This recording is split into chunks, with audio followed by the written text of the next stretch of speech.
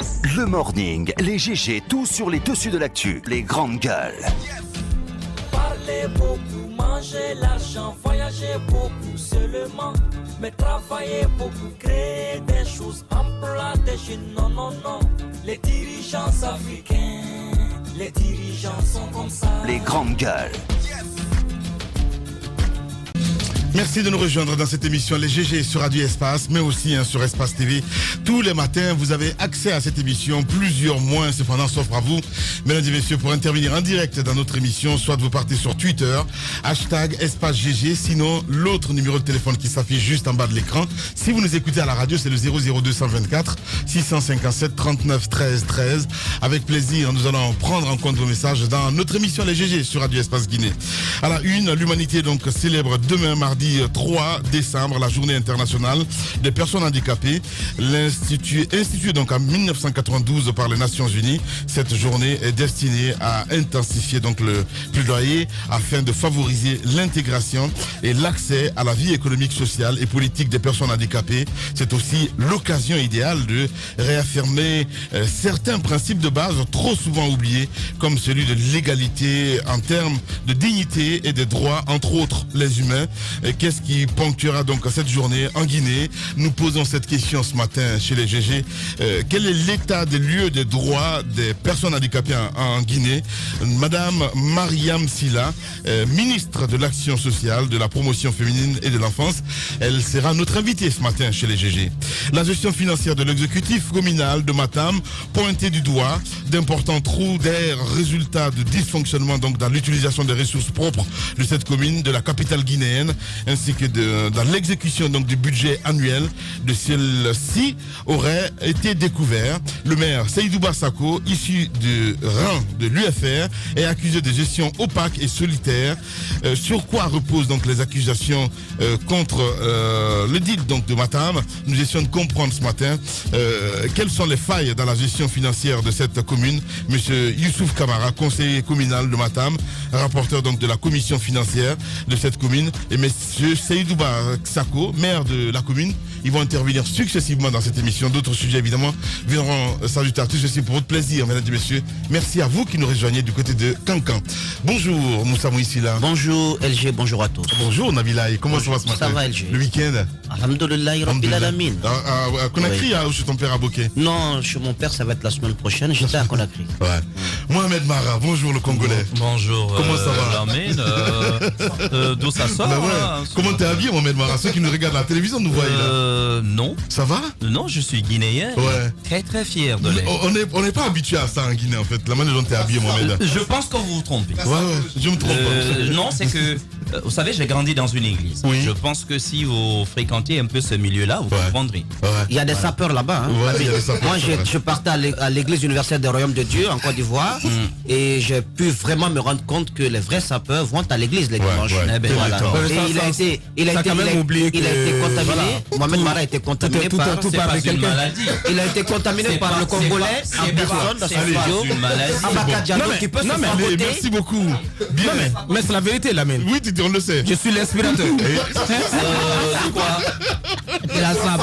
Bonjour. Bonjour Lamine et bonjour à tous. Bienvenue Jacques. Merci beaucoup. Antoine Kouma, bonjour. Bonjour Lamine. Bonjour mon cher Titi. Bonjour. Mais si Mara ne le reconnaît plus. Hein. C'est n'importe quoi. Voilà, j'ai passé toute ma vie là quand même. Voilà. Allez, on s'intéresse évidemment à cet accident grave du côté de Sangoya, mon cher Moussa Moïsila. Grave accident donc de la circulation à Sangoya. Le week-end écoulé, donc ça s'est passé samedi. Hein. Samedi aux environs de 21h, je pense sur la transversale, un car donc a complètement, à vive allure, a complètement donc raté sa route et allé, je pense, ramasser, comme on l'a si bien décrit, un taxi, mais également il y avait deux autres voitures qui étaient garées sur son passage. Une dizaine de véhicules. Je pense que sur cette transversale, il avait été récemment dit par la police que les poids lourds ne doivent pas du tout circuler là, que c'est interdit, que l'accès est interdit aux poids lourds. Et vous savez que ces interdictions, souvent la nuit, on n'a pas d'agents de police, ou bien ces agents de police qui travaillent la nuit sont affairés au rond-point. Donc au niveau de la colline, ils n'ont pas le temps de vérifier quels sont les engins roulants qui empruntent cette route. Donc du coup, je pense, on n'est pas dans la prévention, on n'est pas dans l'anticipation et le dégât qui s'est produit est arrivé. Malheureusement, ce n'est pas la première fois. Rappelez-vous de cet autre camion chargé de sable qui avait raté également son chemin et qui allait finir au fond de la pharmacie comme s'il voulait s'offrir quelques médicaments. Donc ça aussi, ça avait fait des dégâts. Donc je pense que sur cette transversale, il faut que les autorités de la police routière, au lendemain de cet autre accident, prennent leurs responsabilités en mettant soit des dodanes ou en veillant à ce que les gros porteurs, les cars, les camions ne puissent jamais, comme ça a été dit de façon orale, ou je ne sais pas s'ils ont pris une note dans ce sens, mais que cette interdiction soit appliquée, que cette route ne soit pas empruntée par ces personnes. Vous savez, ces transversales sont très très dangereuses. C'est la même chose du côté de Anta, quand vous quittez Sonfonia pour descendre au marché de Anta, Tombolia, pareil. Donc on doit interdire de façon systématique l'accès de ces transversales aux camions, aux gros porteurs. Sinon, nous continuerons parce que quand vous êtes sur une pente, tout le poids, j'imagine, puisque ce sont des camions qui ont servi ailleurs, des cars qui ont servi ailleurs, donc le système de freinage ne peut pas prendre. Ça peut lâcher à tout moment parce que le poids est excessif. Donc c'est très souvent ces gros porteurs qui ratent leur chemin, et si on continue de ne pas appliquer les mesures qui sont annoncées, je pense que nous allons continuer à dénombrer ce genre d'accidents. Et toute la semaine a été très marquée par des accidents de la circulation routière. Je n'ai pas compris pourquoi. Vous avez l'impression que les dieux ou les démons des accidents de la circulation se sont donné la main pour dire cette semaine, on va faire des dégâts. Ça a été fait un peu partout. Même hier nuit à 1h du matin, même à 1h du matin, hier du côté du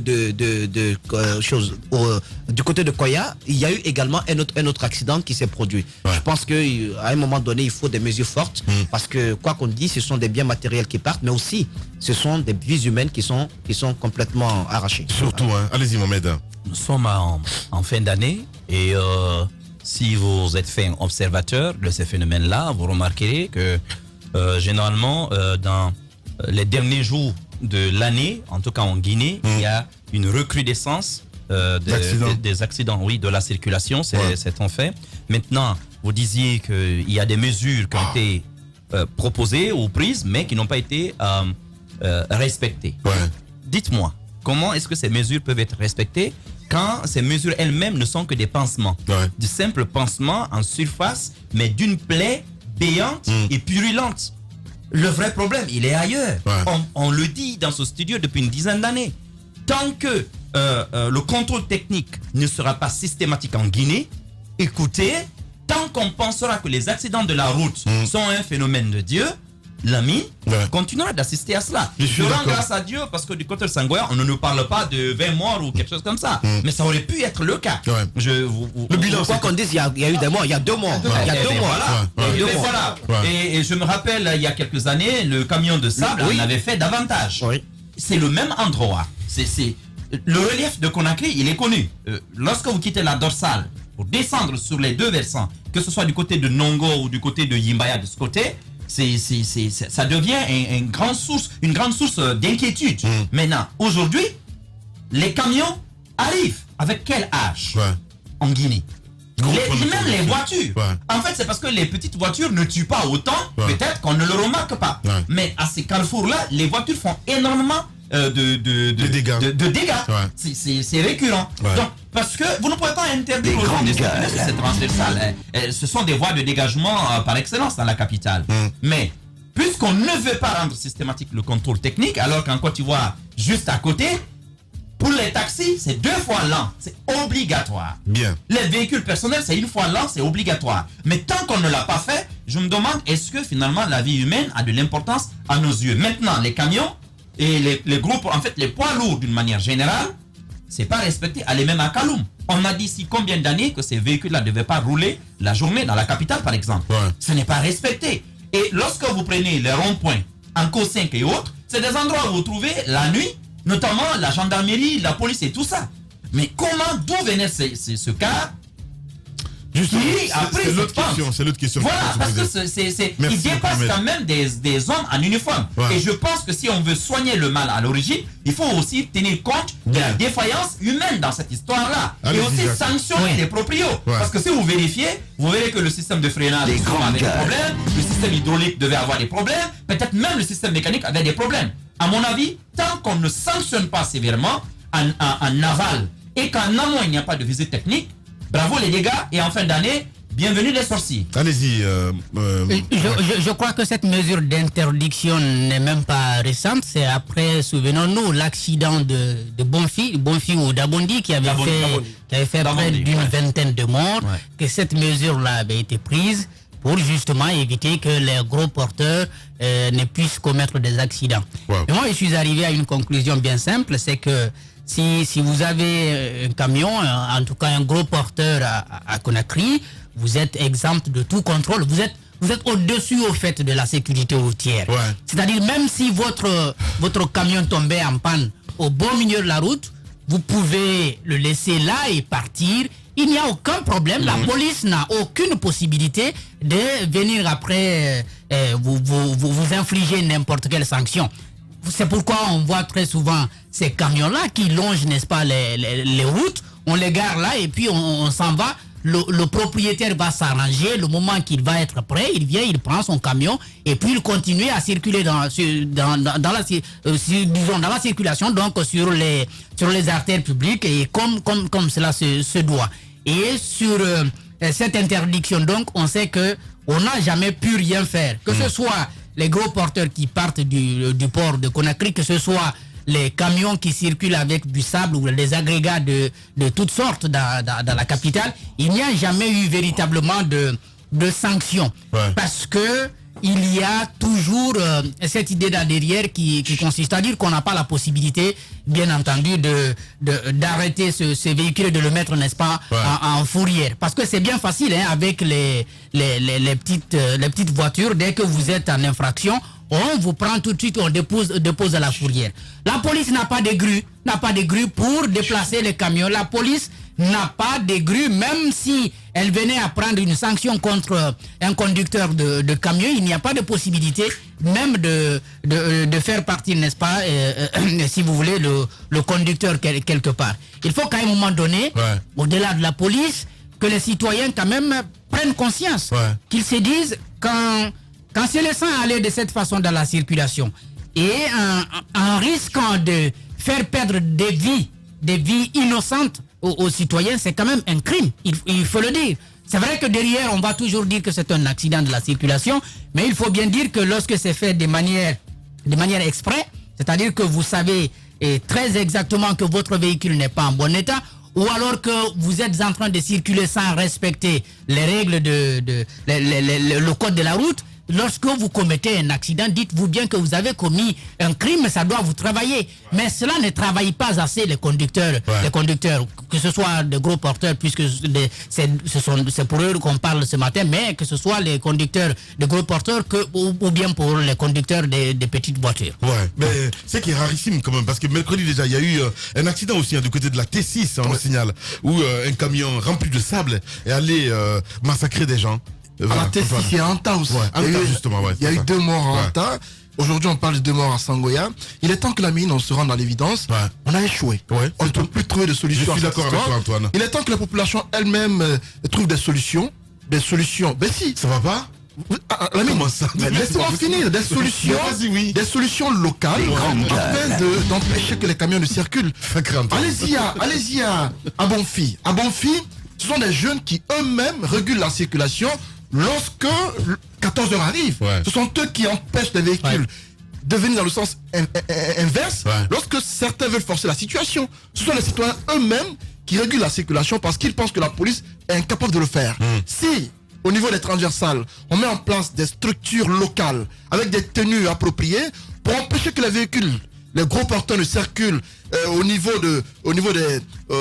dans le sens de la descente, j'estime que ça peut alléger ces cas d'accident auxquels on assiste tout le temps. On ne peut pas comprendre que tout le temps, on assiste au même accident, au même endroit, et avec des cas de mort qui parfois atteignent des nombres impensables et qu'il n'y ait pas de solution appropriée. Et tout le temps, ce sont des annonces qu'on fait. La police, dès qu'il y a accident, le lendemain sort un communiqué pour dire à partir de maintenant, on fait ci, on fait ça, mais derrière, il n'y a aucun suivi. Et donc j'estime que puisque toute la Guinée n'a pas de solution au problème, il serait important que les mairies ou soit que les quartiers mettent en place des structures locales afin de trouver une solution à la situation que nous traversons, puisque les autorités sont incapables de le faire. Et donc, à mon avis, c'est la seule solution qui vaille.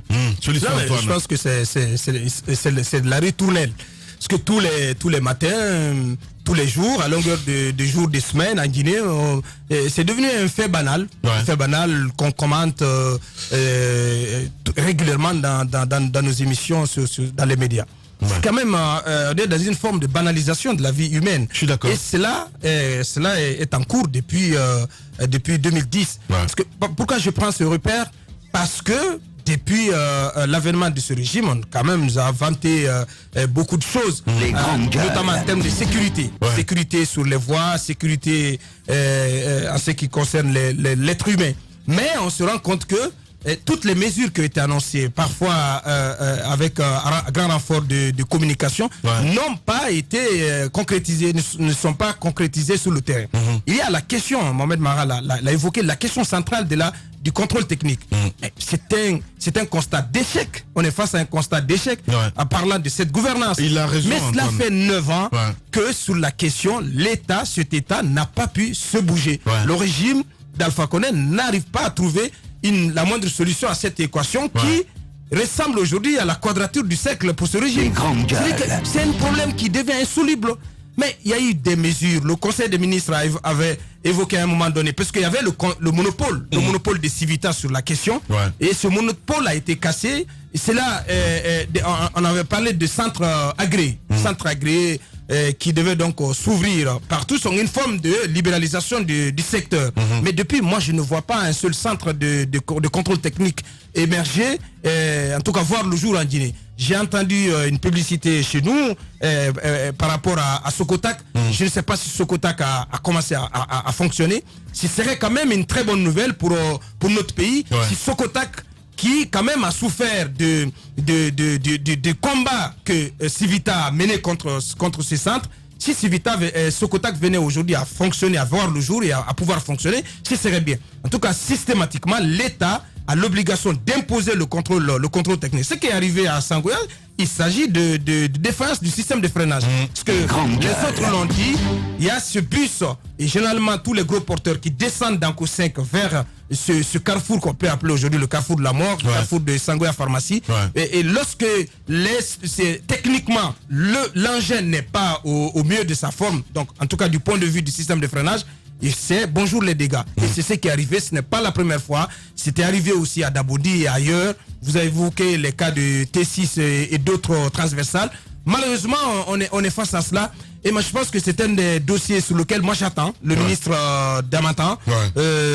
Tout le monde a salué son arrivée à la tête de ce département. J'aimerais vraiment que d'ici décembre 2020, en tout cas, ce qui reste quand même une année à ce régime, que sous son magistère, que cette question puisse trouver ne serait-ce qu'un début de solution. Il a la compétence qu'il faut, le management qu'il peut avoir aussi, pour au moins essayer de prendre à bras le corps cette question. Bien, on espère en tout cas que ça va aller de ce côté. On va aller en région, du côté de Fria, mon cher Moussa Moïse, où il y a la pollution. Cancan aussi, pas Cancan, mais plutôt Sigiri. Les jeunes se sont rébellés ce week-end, parce qu'il y a 17 km de route à faire. Ça fait depuis 2015. Vous avez jeté Guy RSA, incapable de faire le travail. Je sais pas ce qui se passe. Pour Sigiri, il donnera plus de précision, mais pour Fria, il y a que cette pollution, elle a été dénoncée par les citoyens, les populations de la ville de la Lumine depuis maintenant plus d'une semaine.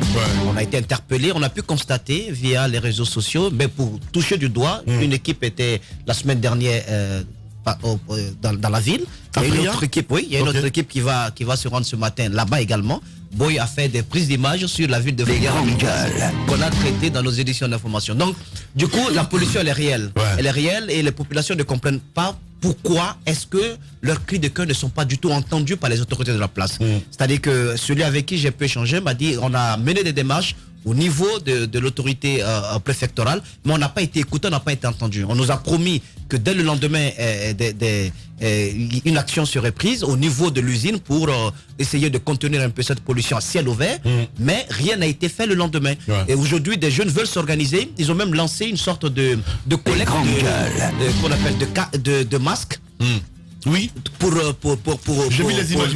les écoliers d'abord, Ouais. ensuite peut-être, mais on va pas quand même transformer Fria en Hong Kong. On va pas faire de Fria Hong Kong ou je sais pas Bombay. On n'est pas encore arrivé à ce stade. Il suffit qu'on prenne des mesures auprès des autorités qui sont en charge du fonctionnement de l'usine afin que on puisse comprendre d'où vient d'abord la pollution.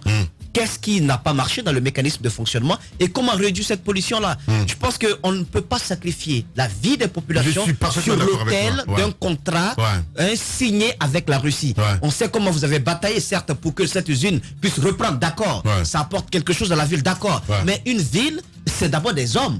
Si la santé des populations est menacée, je pense qu'il faut d'abord s'occuper de cela avant de penser aux gains économiques. Vous ne pouvez pas quand même faire le jeu de ceux qui sont pressés à faire le plus grand profit et mettre de côté ces populations quand même qui constituent la première richesse d'un pays. L'aspect humain doit être au centre de toute politique économique, sinon l'échec est déjà programmé. Voilà, nous sommes ici là. Allez-y, Mohamed Mara. Moi j'ai quand même un peu mal au cœur pour ce qui est en train de se passer du côté de Fria. Je me dis finalement que Rusal aujourd'hui est en train de faire une sorte de chantage finalement. Oui. C'est à cela qu'on est en train d'assister. Tu peux le dire, Mohamed, ça c'est vrai. Lorsque vous voyez dans quelles conditions l'usine en fait a repris, on a l'impression que le gouvernement a accordé une sorte de blanc-seing aux Russes de faire tout ce qu'ils veulent. Vous connaissez déjà la situation assez catastrophique des contrats de travail. Déjà donc des employés de cette usine, c'est connu. Et aujourd'hui que les émanations de l'usine polluent l'atmosphère au point que les gens ont du mal à respirer dans une ville entière, je me dis, si cela n'interpelle pas le gouvernement, je ne sais pas qu'est-ce qui peut l'interpeller. Parce que ce qui est en train de se passer, c'est à cause de quelques millions de dollars ramenés par cette usine, normalement cet argent-là doit contribuer à rehausser le niveau de vie des citoyens, mais les mêmes citoyens sont en train de mourir à petit feu. Parce que c'est quand même toxique. Aujourd'hui, aucune étude n'est faite. Est-ce que c'est cancérigène ces émanations? Ça veut dire que d'ici 10 ans, 20 ans, on va assister à une sorte de flambée de certains types de maladies liées donc à cette pollution industrielle. Il n'y a aucune étude. Et aujourd'hui, le bon sens aurait voulu, rappelez-vous à un moment donné du côté de la cimenterie, quand il y a eu des soucis, qu'est-ce qu'on a fait? Le ministre à l'époque s'est levé, il est allé fermer l'usine, trouver une solution en attendant. Mais ce qu'on dit de Fria, l'est vrai aujourd'hui pour les cimenteries que nous avons dans la périphérie de Conakry, allez du côté de Kagbélé, vers Grand Moulin aujourd'hui. D'ailleurs, il y a quelques jours, il y a une vidéo qui était devenue un peu virale des jeunes qui ont filmé un peu tout l'entourage de ces usines. Aujourd'hui, quand vous êtes de passage, vous voyez carrément toutes ces particules fines en suspension dans l'air. Et là, c'est plus qu'inquiétant. Je me dis, il est important d'encourager les investissements dans notre pays, mais que cela ne soit pas au prix de la vie des citoyens. Fria a eu du mal à se relever d'un passé récent. Il ne faut pas quand même qu'on programme une mort lente et douloureuse quand même de ces populations en laissant les Russes faire ce qu'ils veulent. Radio Espace, les grandes gueules. Leur spécialité, c'est la démesure totale. Tant qu'ils ne changeront pas, nous ne changerons pas non plus. Les grandes gueules, à suivre tous les jours sur la radio d'opinion. Radio Espace.